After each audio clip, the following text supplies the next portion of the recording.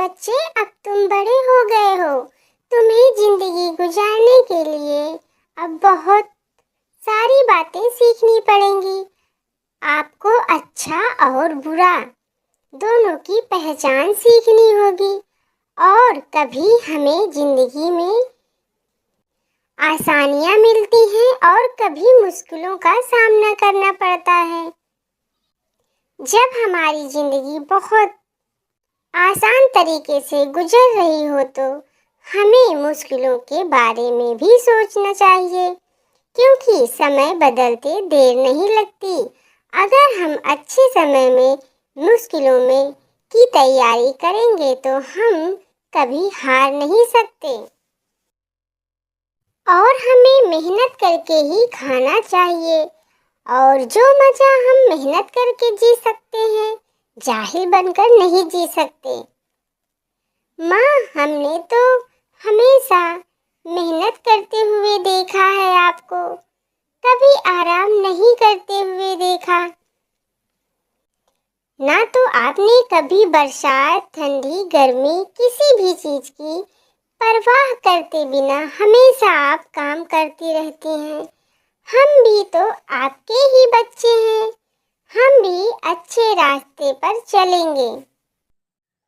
रानो अपने बच्चों के साथ अच्छी जिंदगी जी रही थी। वो हमेशा से ही बहुत मेहनत करती थी और वो चाहती थी कि बच्चे भी उसकी अच्छे रास्ते पर चलें। अब वो अपने बच्चों को ये सब सिखा रही थी और वो यही चाहती थी कि मेरा बच्चा भी मेरी तरह हो। रानो ने अपनी ज़िंदगी में बहुत परेशानियां झेली थीं। अगर वह इतनी मुश्किलों का सामना ना की होती तो शायद वो जिंदा न बचती और न ही अपने बच्चों को पाल पाती। बेटा नूनू, तुम सुबह जल्दी उठा करो। अगर देर तक सोओगे तो देर तक सोने की आदत बन जाएगी। माँ, कल से जल्दी उठने की कोशिश करूँगा। कोशिश नहीं, कल से तुम्हें जल्दी उठना पड़ेगा और अपना दाना खुद ही ढूंढ कर लाना होगा। मैं हमेशा तुम्हारे साथ नहीं रहूंगी। माँ, प्लीज ऐसा ना कहा करो, हम आपके बगैर नहीं जी सकते। माँ, कल से आप दाना लाने नहीं जाएंगी, मैं आपके लिए दाना लाऊंगा। नहीं बेटा, जब तक सांसें हैं मैं बैठ नहीं सकती। अगर बैठ गई तो शायद मैं ज़्यादा दिन तक जी ना पाऊँ। माँ, आप हमेशा ही ऐसे ही कहती हैं, लगता है आप हमसे कुछ छिपा रही हैं। नहीं, मैं तुमसे कुछ नहीं छिपा रही हूँ, बल्कि मैं आज बताती हूँ अपनी ज़िंदगी के बारे में। शायद तुम्हें इससे कुछ सीख मिले। हाँ माँ, ज़रूर, आप हमें बताएं। बेटा, ये उस समय की बात है जब तुम पैदा ही हुए थे। जिंदगी बहुत अच्छे से गुजर रही थी। तुम्हारे पापा मेहनत करके सारा दिन हमारे लिए दाना लाते और हर तरफ खुशियाँ ही खुशियाँ थीं। ऐसे लगता था कि हमारी जिंदगी में कभी कोई दुख नहीं आएगा। लेकिन यह खुशियाँ ज़्यादा दिन के लिए नहीं थी। एक दिन मैं तुम लोगों को सुलाकर तुम्हारे पापा का इंतजार कर रही थी। पता नहीं क्यों देर हो रही है नूनू के पापा को, और मेरा दिल बहुत घबरा रहा था। तभी कौवा आ जाता है और कहता है, रानू बहन, तुम्हारे लिए एक बुरी खबर है। क्या कौवे भाई, जल्दी बताओ। मैं पहले से ही बहुत डरी हुई हूँ। रानू चिड़िया, जब हम आज शाम को दाना लेकर आ रहे थे तो नूनू के पापा को अचानक गोली आकर लगी। जंगल में शिकारी आए हुए थे, हमें पता ही नहीं चला। ये क्या कह रहे हो कौवे भाई, ऐसा नहीं हो सकता। मैं उनके बगैर कैसे जिंदा रह पाऊंगी। कौवा रानो को तसल्ली देकर चला जाता है। वो रात रानो के लिए कयामत से कम नहीं थी, लेकिन मरने वालों के साथ मरा नहीं जाता। ऐसे ही दिन और रात बीतते गए। फिर अचानक से रानो की तबीयत खराब होना शुरू हो गई। रानो चिड़िया, तुम दिन प्रतिदिन कमजोर होती जा रही हो। तुम्हें अपना ख्याल रखना चाहिए। तुम तोते के पास जाओ, तुम्हें कोई अच्छी दवा दे देगा और तुम ठीक हो जाओगी और अपने बच्चे का भी ख्याल रख पाओगी। और तुम्हें बच्चे के खातिर खुद का ध्यान रखना होगा। हाँ, आप ठीक कह रहे हो। अब मेरी जिंदगी का मकसद भी मेरे बच्चे हैं।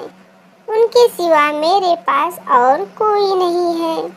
मैं उनके लिए अपना ध्यान रखूंगी।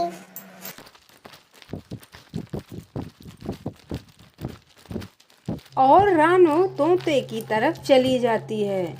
रानो चिड़िया, तुम बहुत कमजोर हो गई हो।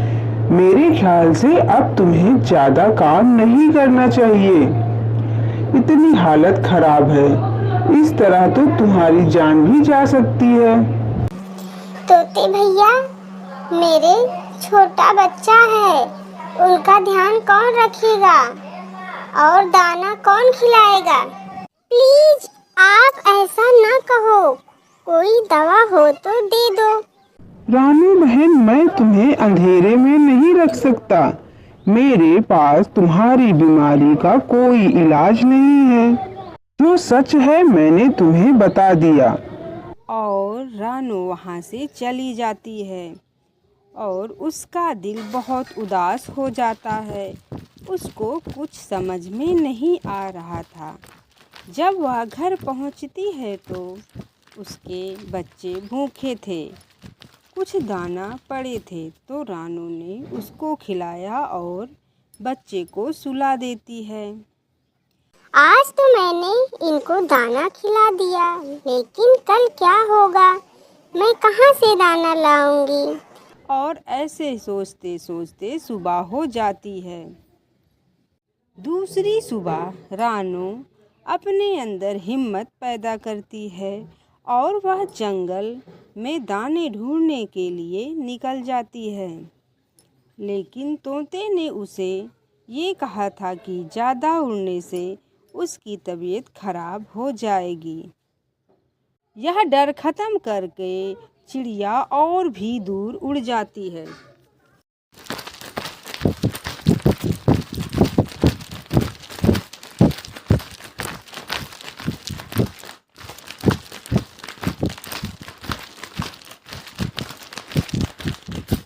रानो चिड़िया दाना ढूंढकर घर वापस आ जाती है।